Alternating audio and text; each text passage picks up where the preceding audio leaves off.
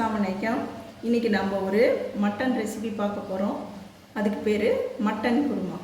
Okay, நம்ம அதுக்கு முன்னாடி ஒரு சின்ன விஷயம் சொல்லிக்கிறேன். வாழ்க்கையில் நாம் செய்யும் இரு தவறுகள்: பேச வேண்டிய நேரத்தில் அமைதியாக இருப்பது, மௌனமாக இருக்க வேண்டிய நேரத்தில் பேசுவது. ஓகே, நம்ம இப்போது சமையலுக்கு போகலாம். நம்ம இன்றைக்கி மட்டன் குருமா செய்ய போகிறோம். அதை எப்படி செய்யுதுன்னு சொல்லிட்டு நான் உங்கள்கிட்ட காமிக்கிறேன். நான் 1/2 கிலோ மட்டன் எடுத்திருக்கேன். அதுக்கு 3 பட்டை, 5 ஏலக்காய், 7 கிராம்பு எடுத்திருக்கேன். ஓகேங்களா? இப்போ இது ஒரு 1/2 டீஸ்பூன் மிளகு எடுத்திருக்கேன், முழு மிளகு. ஓகேங்களா? இப்போ நம்ம இதை போட்டுக்கலாம். எல்லாத்தையும் போட்டுக்கலாம். இப்போது நான் ஒரு வெங்காயம் வெட்டி வச்சுருக்கேன், அதை போட்டுக்கலாம். நான் வந்து 3 டேபிள் ஸ்பூன் எண்ணெய் ஊற்றிருக்கேன். நான் இது 1/2 கிலோ மட்டனுக்கு அளவு சொல்லிக்கிட்டு இருக்கேன். இதுக்கு ஒரு பேஸ்ட்டு தயாரிக்கணும்.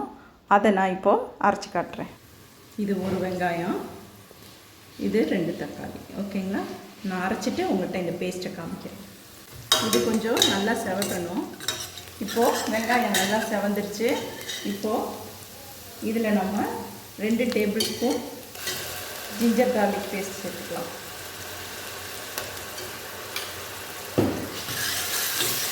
4 பச்சை மிளகாய் சேர்த்துக்கலாம். இப்போது நம்ம அரைச்சி வச்ச தக்காளி வெங்காயம் பேஸ்ட்டை ஊற்றிக்கலாம். இதில் 1 டேபிள் ஸ்பூன் மிளகாத்தூள் போட்டுக்கலாம். 2 டேபிள் ஸ்பூன் கொத்தமல்லி தூள் போட்டுக்கலாம்.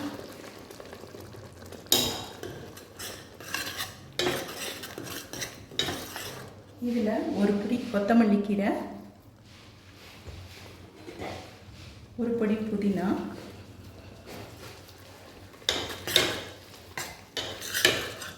நான் 1/2 கிலோ மட்டன் எடுத்திருக்கேன், அதை இதில் போட்டுக்கலாம்.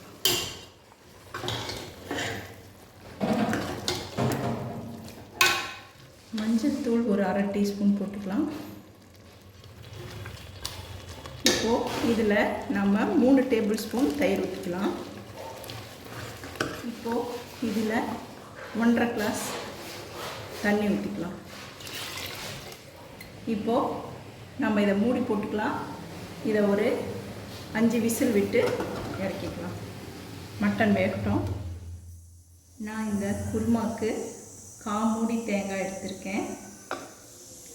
இதை நான் மிக்சியில் போட்டுக்கிறேன். அதோட 9 முந்திரி எடுத்திருக்கேன், அதையும் நான் மிக்சியில் போட்டுக்கிறேன். இதோட இந்த 2 பட்டையும் 2 ஏலக்காயும் சேர்த்து அந்த தேங்காயோடு அரைச்சிக்க போகிறேன். இது சும்மா மெல்லிசான பட்டை தான். நீங்கள் கொஞ்சம் மொத்தமாக இருந்துச்சுன்னா ஒரு பட்டை வச்சுக்கோங்க. நான் இது ரொம்ப மெல்லிசாக இருக்கிறதுனால 2 பட்டை வச்சுருக்கேன். இதை எல்லாத்தையும் அரைச்சிட்டு வந்துடுறேன். இப்போ நம்ம இதை திறந்துக்கலாம்.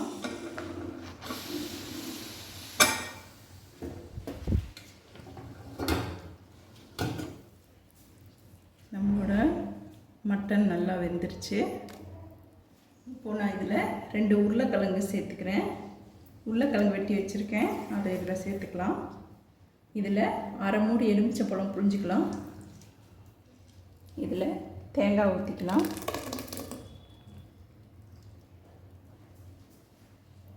இந்த தேங்காவை கழுவி ஊற்றிக்கலாம்.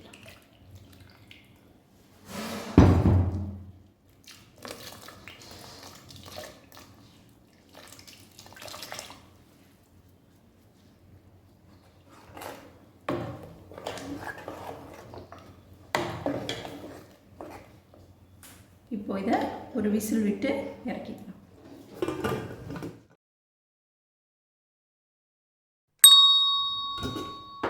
இப்போது நம்மளோட சூப்பரான மட்டன் குருமா ரெடி ஆயிடுச்சு.